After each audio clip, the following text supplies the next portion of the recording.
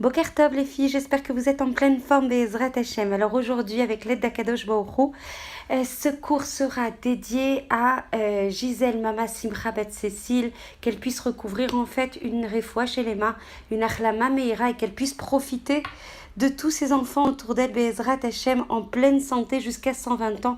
Refoua chez les mains Nefesh Vegouf pour Gisèle Mama Simcha Bat Cécile, parmi tous les cholim du Ham Israël, qu'ils soient briim be'ezrat Hashem. On continue en fait sur l'examen final qui est le nôtre, juste avant l'arrivée du Mashiach. On en parlait hier, et c'est évidemment ce cours, comme je vous le disais hier, est inspiré des enseignements du Rav Tauber, qui atteste, affirme, souligne qu'à l'examen en fait des 70 dernières années de notre peuple, on peut affirmer qu'on a réussi avec succès 2 très grandes épreuves. Donc comme on l'a dit à plusieurs reprises, pour connaître en fait ce sur quoi on est attendu, encore faut-il se mettre en perspective au niveau de notre mission, au niveau de ce qui constitue l'identité de notre épreuve, là, juste avant le Mashiach. Et la mission de la génération actuelle, celle qui précède le Mashiach, est de réussir le 3e test, qui semble-t-il est le plus dur. Le premier examen, c'était celui malheureusement de la Shoah. Les Juifs furent menés au sacrifice comme Yitzhak Avinu. Ils ont rendu l'âme al Kiddush Hashem. Le peuple juif a traversé l'épreuve qui correspond au premier des trois piliers qui soutiennent le monde. Il y a celle de la Avoda, c'est-à-dire du sacrifice de leur vie. C'était l'Holocauste suprême, le plus grand de tous les temps. L'examen suivant, affirme en fait le Rav Tauber, a eu lieu lors de la création de l'État d'Israël et les années suivantes. Et là, après la Avoda, donc le premier pilier, c'est le 2e pilier qui a été mis à l'épreuve, celui de la Torah. En effet, depuis que le peuple d'Israël existe, on n'avait jamais rencontré de Juifs fiers de leur judéité, donc de leur appartenance au peuple juif, mais sans la Torah. Celui qui, avant, dans les générations précédentes, était reconnu comme juif mais était détaché de la Torah, était considéré comme un renégat, un paria.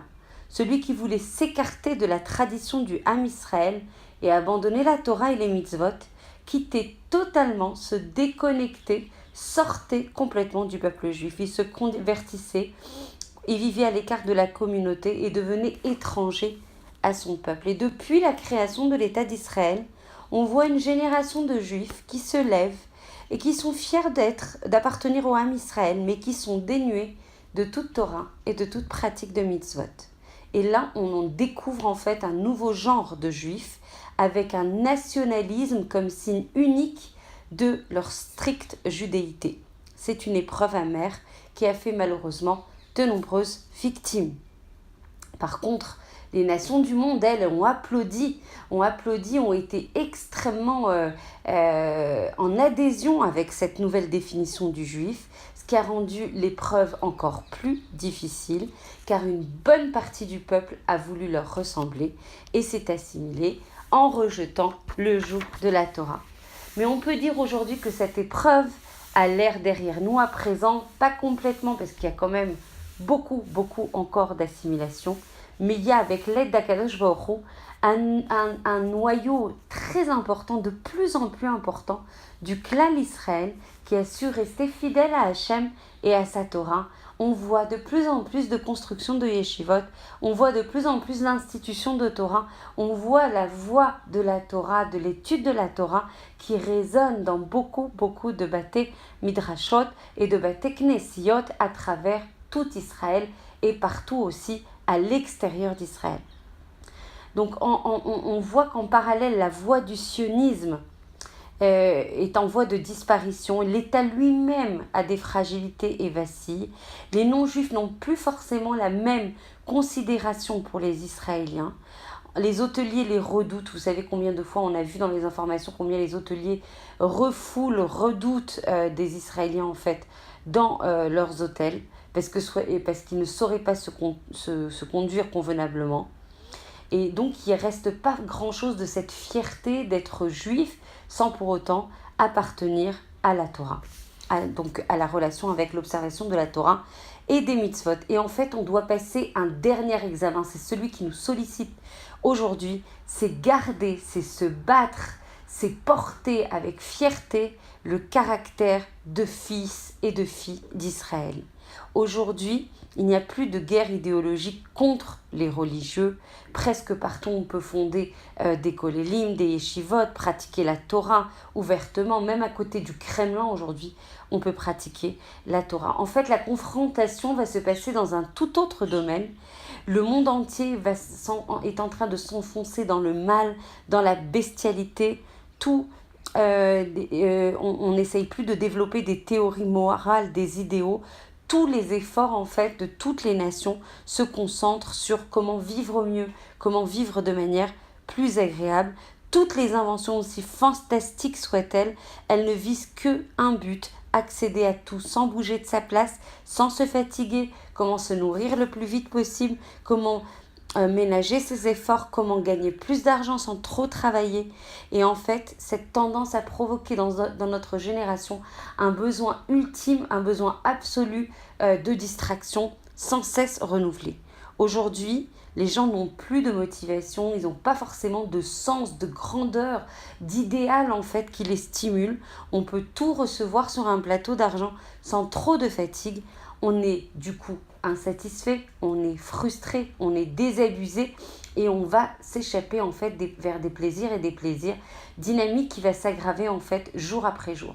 Il n'y a qu'à voir en fait, quand on regarde notre Avodat Hashem, on se complaît en fait dans une situation, on étrique en fait, on dénature, on réduit cet Avodat Hashem, alors qu'en fait, à contrario, on nous attend pour faire grandir, pour faire élever, pour faire aspirer notre Neshama à une Avodat Hashem. Et qu'est-ce que ça sollicite du coup? Ça sollicite en fait de la Avoda. Ça sollicite quoi? De la Avoda avec de la Messirut Nefesh. Ça veut dire quoi, Avoda avec Messirut Nefesh? Ça veut dire se dépasser. Ça veut dire vraiment les vater, donc réduire son propre ratson, ses propres ta'avot, ses propres désirs pour faire le ratson d'Akadosh Baruch Hu. Et là, nous toutes, en fait, on est dans la même situation et on se dit oh, mais c'est trop dur, mais ça sollicite trop d'efforts, mais combien on va payer le prix de cet Avodat Hashem qui nous demande de dépasser nos limites. Mais c'est ça, la Avodat Hashem, c'est ça le inyan de la prira, du libre arbitre qu'Akadosh Baruch Hu nous a donné.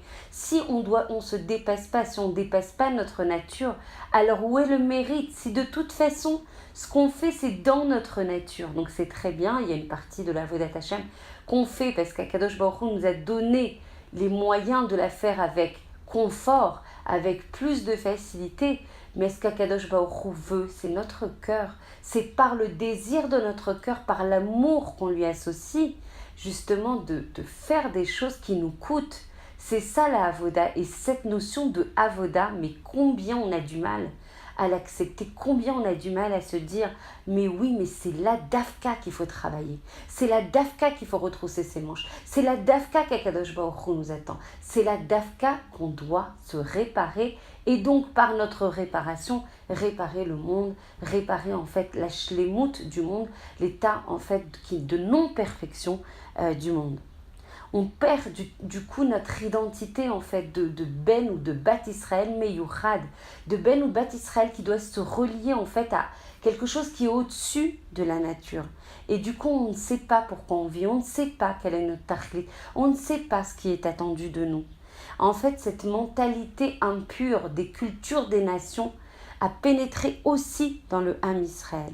Et en fait, la seule manière d'affronter ça, la seule manière qui nous permettra de gagner cette ultime bataille, de protéger ce troisième pilier, c'est justement d'Afka, de déclarer, de proclamer une guerre de sainteté, une guerre contre la Touma, une guerre contre les forces impures, une guerre de proclamation de la sainteté du Ham Israël. En fait, aujourd'hui, si on veut que la Shrina revienne totalement résider au sein du peuple d'Israël, il faut déclarer une guerre sainte, une guerre de Gdusha, une guerre de pureté des yeux, une guerre de pureté des oreilles, de ce qu'on entend, une guerre de l'expression, de ce qu'on peut dire au quotidien, combien on tombe dans le piège du Lachon Hara, mais c'est horrible, horrible. Le mal se déchaîne par nos bouches. Il faut faire extrêmement attention. On a fait pas mal de cours sur le sujet, peut-être pas encore assez, mais on y reviendra, Be'ezrat Hashem.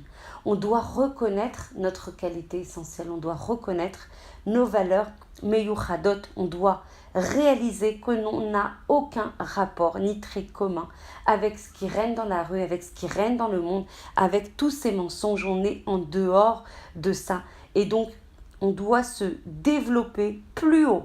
On doit se développer beaucoup plus fort et beaucoup plus haut en faisant aussi du chesed à notre créateur. Ça paraît extrêmement spécial de dire ça, mais Hachem en fait il est coulo chesed, et du coup en face de ça on doit rendre la gratitude en fait et le chesed qu'il nous a associé. Ça c'est la voie d'Abraham, c'est la voie en fait du chesed qu'il a donné dans ce monde, et on doit avoir aussi quelque chose en résonance, en écho à donner à Kadosh Baruch Hu. Et c'est uniquement en prenant connaissance de notre vraie valeur qu'on prendra en fait conscience qu'Akadosh Baruch Hu a créé le monde de façon à ce qu'il ait besoin de nous.